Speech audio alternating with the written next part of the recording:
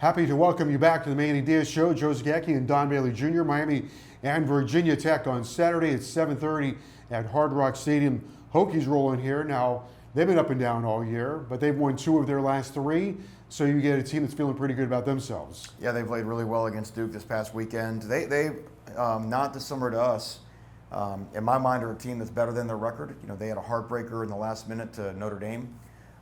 They had a real heartbreaker in the last minute to Syracuse. You know, games that they were right in or either had won. But we both come in 3-3 in the ACC. You know, so it's a big contest for us, big game for our guys. I suspect it will be for them as well. We anticipate them to come in and compete at a very high level. Coach, they've got a quarterback in Brewmeister who has a good arm, does everything he can in the passing game, but also he offers a little bit of a threat as a runner as well. He can fly.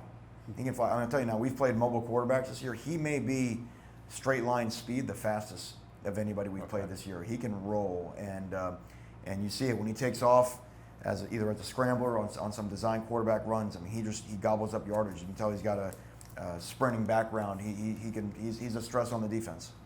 They've always been known for their identity, the lunch pail and hard nosed and all that stuff. So how important is it? I guess do they still show those features? One, how important is it to match their physicality and energy? Oh, it's step number one. Yes, they do. I mean, they're very physical on defense, play very hard, and offensively they want to run the football. You know, got a big offensive line. They want to grind it behind and.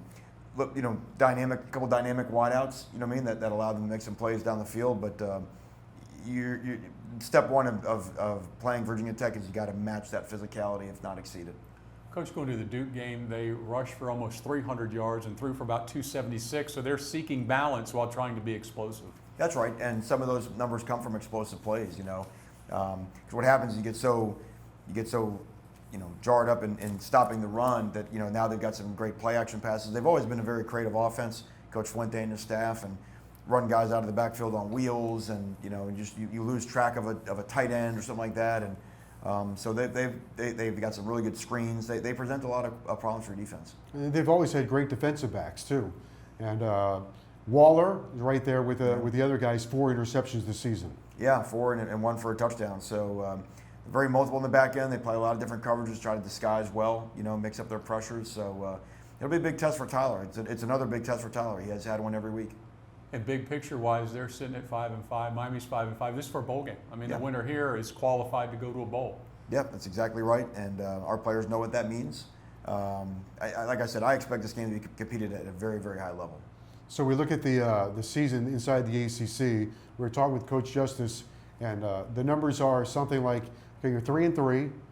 The amount of points, the difference between points for Miami, points for the opponent, I think is the same. Yep. And the difference between yards and the opponent's like 30. So it's been a slim margin all year. Yeah, it's going to be tight. I mean, I keep saying it, the NFL and college football are starting to look more and more the same. You're seeing close games and evenly matched contests. And, in our league where, there's a lot of high-level quarterback play, I mean, that's what you're going to see. So I would expect the same thing on Saturday, a very tight 60-minute game. Manny, let's go back to the quarterback position for a moment. Their guy does an excellent job running the football. Tyler has shown that he is a capable runner and actually knows when to do it at the exact right time. The question is this: as a defensive guy, how has this quarterback position evolved? Because it went from the option and then it went to the drop back and nobody touches our quarterback and you never leave the pocket, to now it seems like it's a split between the two. Yeah, look, if you're a statue, you have to be so elite in your ability to throw the ball, be accurate, and make all the throws. I think offenses have evolved and we're able to, probably a lot of great athletes that played quarterback back in the day that would have been just game changers now. Had they played, you talk about playing Virginia Tech this weekend, Michael Vick had been in this era, what that guy could have done in modern spread offenses. But I also think that what you're seeing is more of a trend that even if you're not that true dual threat guy, to be able to have legs, and you mentioned Tyler as an example. I mean, because Tyler can run, and his ability to convert a third down when nothing's there and that type of stuff. That's so frustrating for a defense.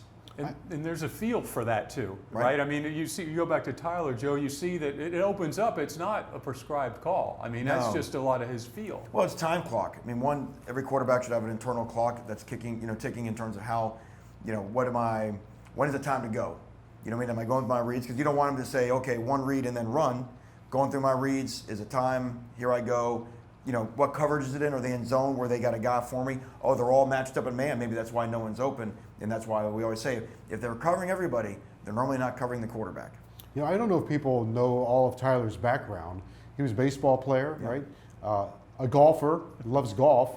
I guess when you guys went in the summer to Top Golf, he drilled it pretty good, right? So when you play other sports like baseball, that helps you with your throwing, golf, your concentration. I think he might even started in high school as a tight end. Is that right, perhaps? I don't know about the tight end part. I know he played basketball, but Tyler's he's one of those all varsity guys. I mean, But that all has to help that position, right? Of course it does. Of course it does. But the big thing it helps is that he's a great competitor, and I think that's what we see. You know what I mean? And that's why when you don't have a great first quarter at FSU, you can bounce back because you got that competitive spirit in you.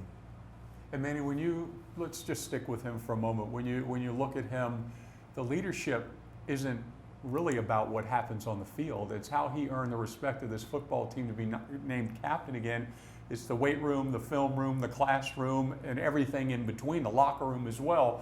Because getting that honor, especially at that age, I don't know really, if we go back in time, I don't know that there's ever been a captain that's been a freshman at the University of Miami or a redshirt freshman. Yeah. He may be the first one. It's rare probably anywhere. And and I always want to give credit to Derek King, because he had a chance to come in last year and learn from Derek on how you do things and what a college quarterback should be, and how a college quarterback, it's not just what you do on the field or even on game day, it's what you do in the weight room that matters. So, Tyler's been, Derek set the tone, and Tyler and Jake, we can't forget about Jake. Tyler and Jake are right there in terms of understanding, hey, listen, this is how you lead a big-time program like Miami. What do you think this season has done for Rambo? I know what he's done for the University of Miami, but it's had to help him as well. There's a possibility he's going to have more catches in 1 year at Miami than he had in his years at Oklahoma. What has this done for Rambo? I'd have to imagine it's a great commercial for his prospects at the next level. I mean, he's come in, he's learned a new scheme, like what you'll do similar when you go to the NFL. He's shown a great variety in what he's done, deep balls on the outside, blowing posts through people, RPO game, short screens, and being able to bomb yardage, that type of thing. So to me, he's a complete wide receiver. And I think the best part about Rambo is he's been at his best when his best is required. I've got some plays to show later. I mean, when it's crunch time, obviously the big fourth down at Florida State, just making big time plays. And, to me, he'd be of value to any organization going forward.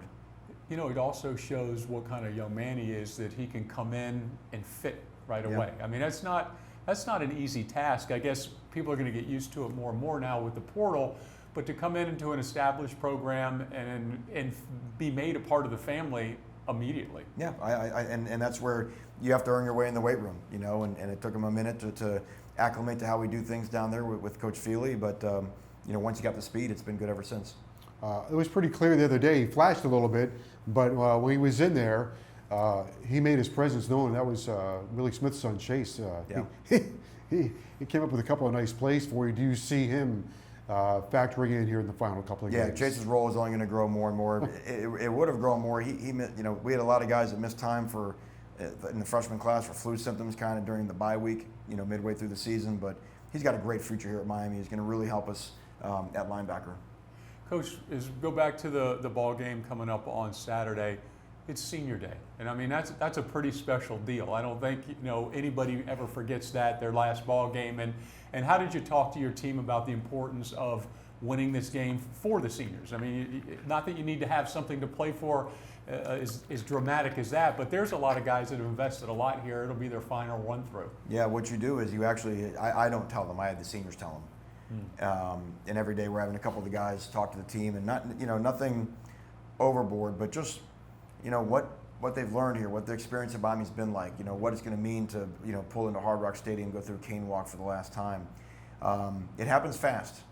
It goes by really, really fast, and it's important that the young guys recognize that it's going to be them sooner than they think, and you don't want to waste a day because of that. Because I would say, the college football athlete, in the grand scheme of their life, it's not a long time they get to play college football, and you want to cherish and appreciate every day. And I think the seniors, knowing it's your last time, you have no choice but to cherish your last time at Hard Rock Stadium. We'll wrap this segment up with this. Coming to the end of the line for home games, you never know how a season's going to go. I can't think of a better way than to walk out of that place on Saturday night than with a win over Virginia Tech. That's the whole key. That's the mission for this week. That's all we're focused on. And I know the way that this team has stayed together all year and the way this team has fought, and they're up for the challenge. Okay, we will continue on the show right after this. Sure are a lot of different drivers out there, and AutoNation is here for every one of them. The 10 and 2ers, the big fellas, nothing but the besters, even rock stars. But we do way more than sell new and pre-owned vehicles. We believe in something bigger, too. For every vehicle we sell or service, we donate to Drive Out Cancer.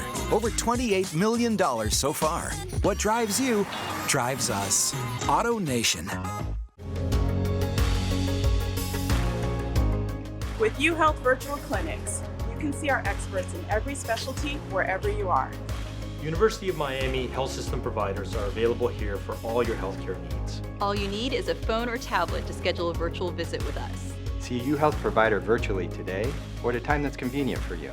Visit umiamihealth.org/virtual clinics or call 305-243-4000.